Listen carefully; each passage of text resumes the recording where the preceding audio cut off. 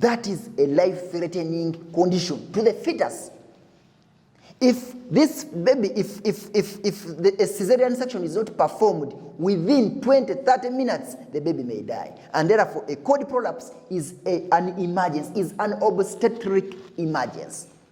And therefore, you're supposed to do an emergency cesarean section. Fetal distress, we've talked about it. Fetal distress, the baby is tired, the heart rate is going down, the breathing rate is going down.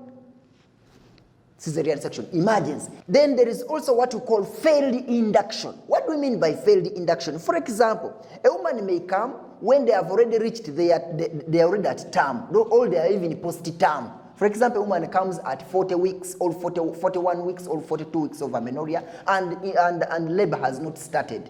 Okay? Labor has not started. Now we do what they call induction. We give them medicines to start labor, to induce labor, to force labor.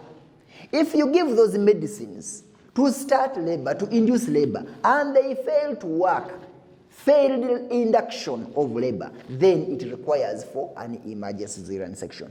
2 previous scars in labor. A woman comes to the hospital, they're already in labor and they have been operated twice. That is an emergency cesarean section. Do not, if you're a midwife, if you're a doctor, whoever you are, a woman comes, 2 previous scars, was operated twice, is already in labor. Even if this woman has reached 6 centimeters, 8 centimeters, do not deliver this woman normally. Take the woman to the theater. It is an emergency cesarean section that is supposed to be done. Uterine rupture.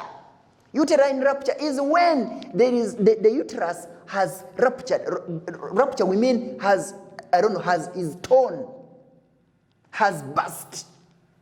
Okay, there are conditions that can bring about that, and as a doctor, we are supposed to detect that this uterus is going to rupture, and that is the condition called the pending uterine rupture, and that calls for an emergency cesarean section. Abruptio placenta, I've talked about placenta previa. All those ones are indications of emergency cesarean section. Second twin delivery. When you deliver, normally you delivered the first twin, but the second twin has failed to come out. It indicates for an emergency cesarean section. And lastly is cephalopelvic disproportionate, or CPD.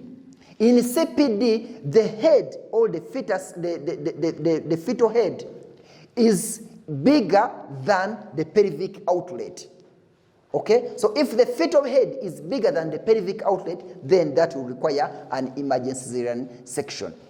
Now, someone wants to know that after all that is done, I was taken to the theater. I did an emergency cesarean section.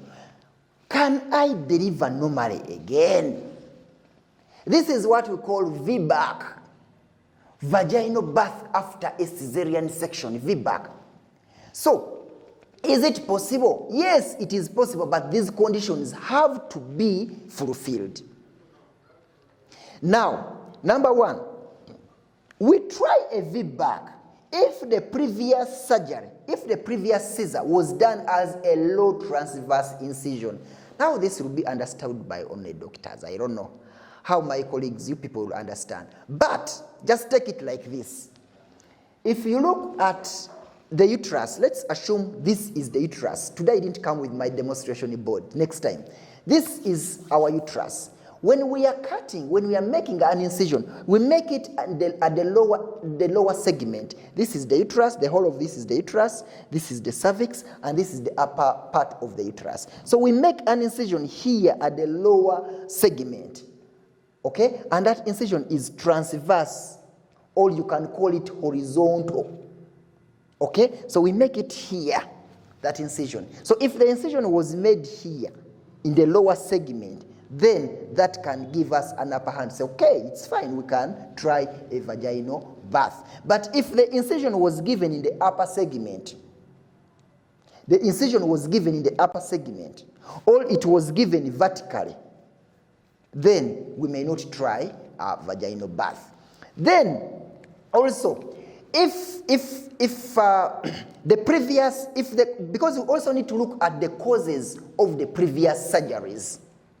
Okay, what caused the previous cesarean deliveries? For example, if it was twins, We did cesarean section because you had twins or triplets, and this one is a singleton. Then we can go on and do a vaginal birth. We can go on. If it was a placenta previa, a placenta previa, abruptio placenta, macrosomia, because we've seen that placenta previa is when the placenta is presenting before the fetus. Okay, when the placenta is down.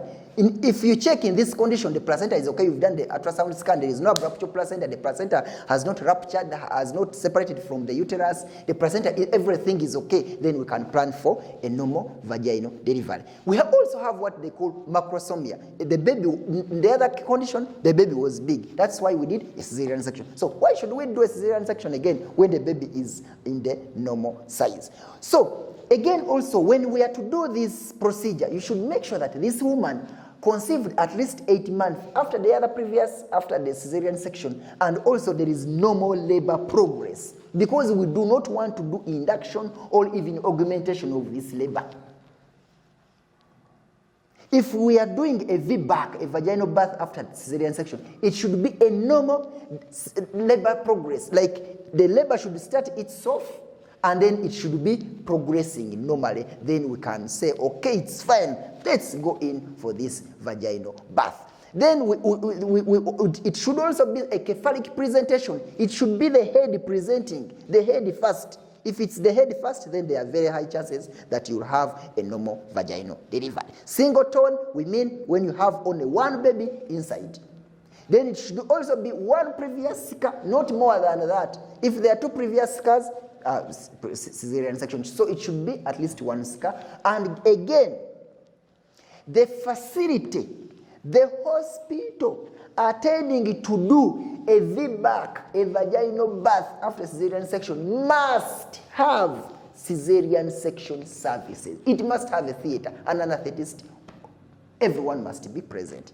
So if you have a hospital that doesn't have a theater, that doesn't have these necessities, the surgeon is not present, is not available, you do not have an anesthetist, in other words, you don't have a theater, a running theater, then do not attempt a vaginal birth after cesarean section. So this applies to also us who got these hospitals. If you know that this hospital doesn't operate, they don't do major surgeries, and you did your first pregnancy, or maybe the previous pregnancy was a cesarean section, then do not try that hospital. Go to a hospital that has cesarean section services. If it's your very first time to watch these videos, please don't forget to subscribe. Also press the notification bell in order to be notified of any important videos we upload. And also, those of you who would like to have a private chat, a private conversation, go to my website www.druthman.com. Book an appointment. I will be right there to answer you. And I've told you that on every Thursday at 19 hours East African time, or at 7 p.m. East African time, we always have our lives here where you ask a question live and I answer you. And I told you that those of you who would like to become members, there is a chance you can join, become a member, and enjoy privileges. I sign out. Ask Dr. Othman on